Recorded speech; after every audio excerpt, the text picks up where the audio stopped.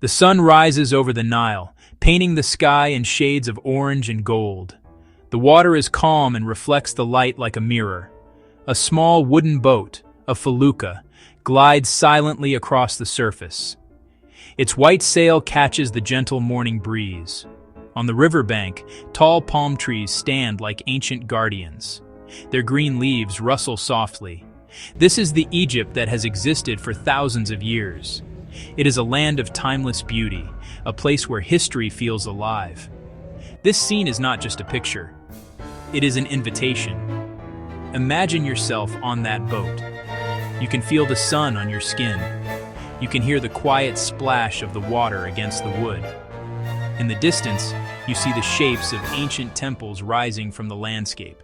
These are not just old stones. They are the stories of kings and queens, of gods and goddesses. They speak of a civilization that shaped the world. Our story begins long before the first pharaoh. For thousands of years, nomadic people roamed the vast deserts of North Africa. The land was dry and harsh. Life was a constant struggle for survival.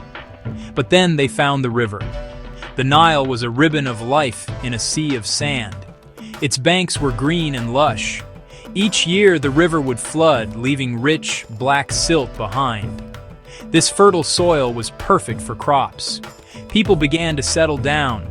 They stopped wandering and started building permanent homes. They learned to farm the land. Wheat, barley, the birth of agriculture in Egypt. Small farming villages dotted the Nile Valley. Life was simple, organized around the river's seasons. People worked together to manage water. Cooperation brought communities closer. They developed shared customs and beliefs. They worshipped local gods, gods of the river, gods of the sun, gods of the harvest. Around 3100 BC, a major change happened. Egypt was divided into two parts. Upper Egypt, the long southern valley. Lower Egypt, the northern delta where the Nile meets the Mediterranean. A powerful ruler from Upper Egypt emerged. His name was Narmer. He led armies north and conquered Lower Egypt. He united the two lands into one kingdom, the unification of Egypt, the beginning of the first dynasty of pharaohs. Narmer, the first king of a unified Egypt. The unification created a large, powerful state with centralized government.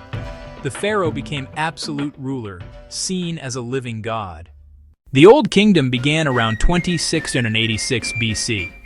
This period is often called the Age of the Pyramids. It was a time of great peace and prosperity for Egypt. The pharaohs held absolute power, and their government was strong and well organized. They controlled the land, the resources, and the people. The pharaoh was more than just a king. He was considered a divine being. His role was to maintain Ma'at, the cosmic order of balance, justice, and harmony. During this era, the Egyptians perfected the art of building with stone.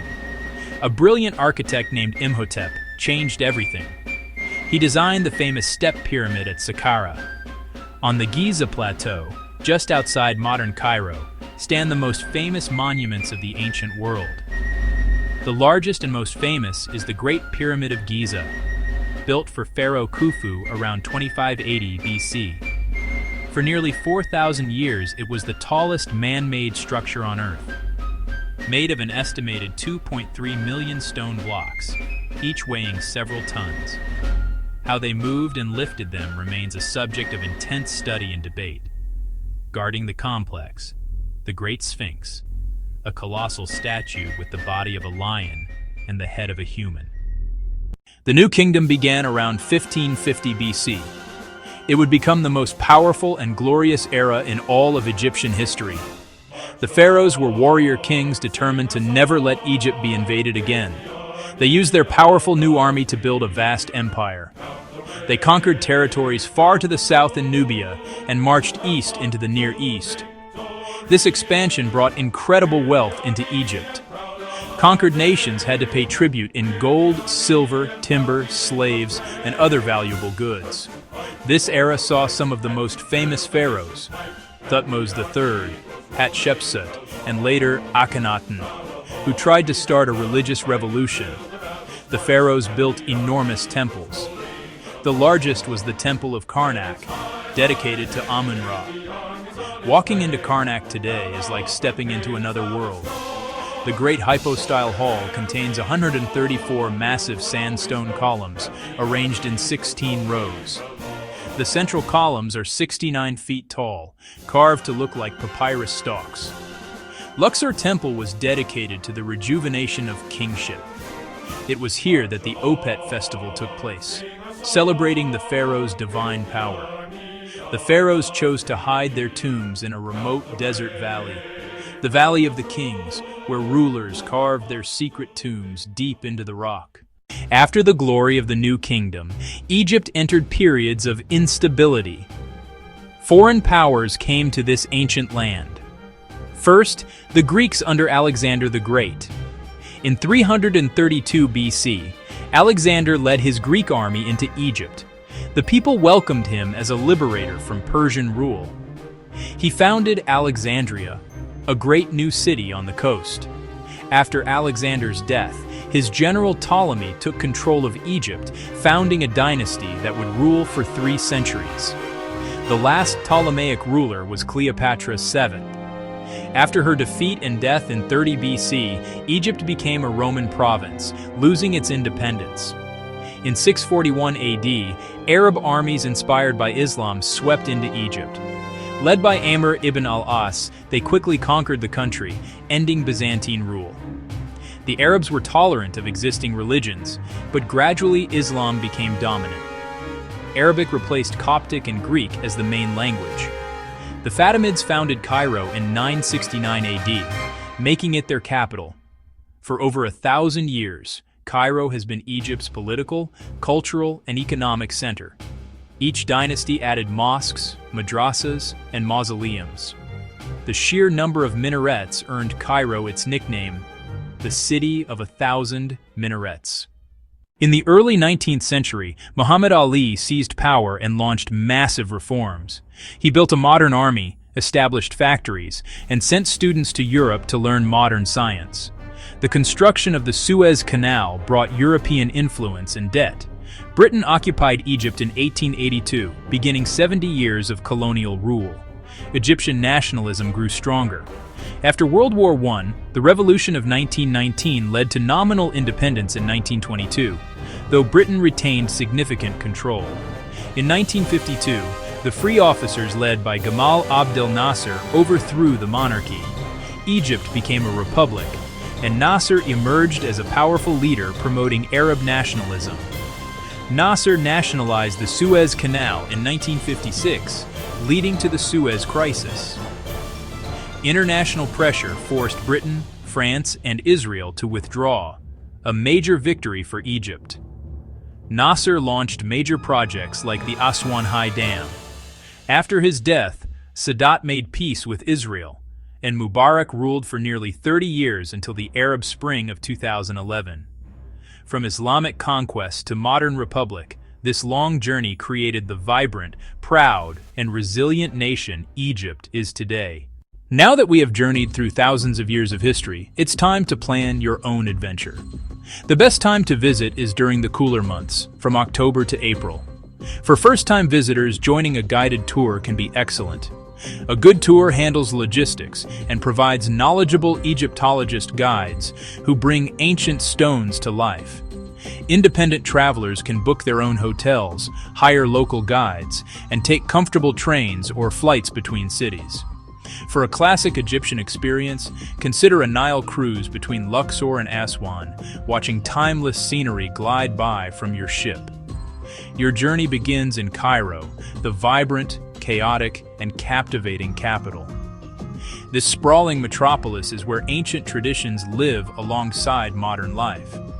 The first stop is the Giza Plateau with the Great Pyramid of Khufu, the pyramids of Khafre and Menkaure, and the Great Sphinx. Seeing these monuments in person is unforgettable.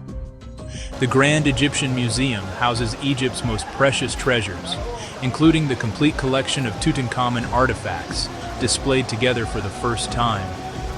Explore Islamic Cairo, a UNESCO World Heritage Site. Visit the Citadel of Saladin, wander the Khan el Khalili Bazaar, and experience the vibrant atmosphere of this historic quarter. From Cairo, journey south to Luxor, built on ancient Thebes. Often called the world's greatest open-air museum, it has an astonishing concentration of monuments. On the East Bank, explore Karnak Temple Complex, built over 2,000 years. Walking through the Great Hypostyle Hall with its 134 giant columns is awe-inspiring. Luxor Temple, connected to Karnak by the Avenue of the Sphinxes, was focused on celebrating kingship and the Opet festival. Cross to the West Bank to visit the Valley of the Kings, where pharaohs carved secret tombs. Descend into vibrantly painted chambers that guided souls to eternal life. Continue south to Aswan with its relaxed atmosphere and beautiful Nile scenery. Take a felucca ride around Elephantine Island and visit the Temple of Philae. The twin temples of Abu Simbel are an absolute must-see. Carved by Rameses II, the main temple features 4 colossal statues over 20 meters tall, meant to intimidate approaching visitors. A trip north to Alexandria offers a different perspective. This Mediterranean city feels more European, with the new Bibliotheca Alexandrina and fascinating Greco-Roman ruins. Experience vibrant Egyptian culture and delicious food. Try ta'ameya, Egyptian falafel, and koshari, the national dish. Egyptian people are warm, friendly, and incredibly hospitable. Be mindful of local customs. Egypt is predominantly Muslim, so dress modestly, especially at religious sites. Bargaining in markets is expected and part of the fun. Embrace the rhythm of daily life. Things may move at Egyptian time, so be patient and flexible. Use delays to observe the world around you. We began our journey on the banks of the Nile, watching a felucca glide silently as the sun rose. Now, after traveling through 5,000 years of history, that image holds deeper meaning. It's not just a beautiful scene, it's a symbol of Egypt's incredible continuity. The river still flows, the sun still rises and sets, and the stories continue to unfold. We have walked with pharaohs, witnessed the rise and fall of empires, and seen how different faiths transformed this land while preserving its essential character. This history is not separate from the present.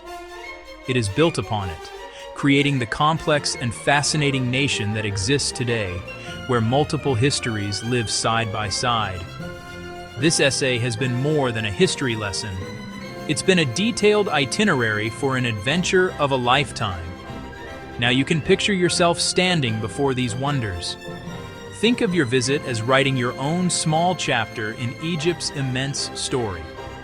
You'll be connecting with a long chain of human experience, from ancient pilgrims to modern adventurers. Travel with curiosity and an open heart. Engage with people, ask questions, try the food, learn Arabic words. The true treasure is the connection you make with this living culture.